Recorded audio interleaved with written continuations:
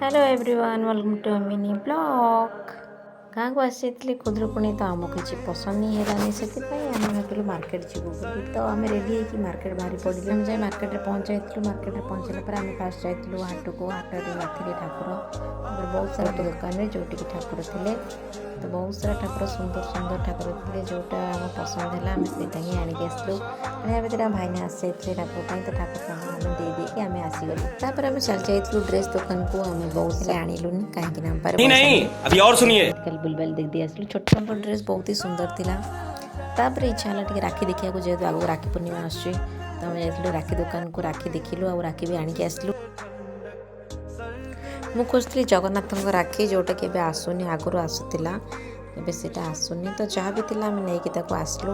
आसु आसु आसु आसु राति होगला आम पलि आसलु। भिडियो भल लगे लाइक शेयर सब्सक्राइब निश्चय करेंगे। पुणी देखा नेक्स्ट ब्लॉग। Bye bye.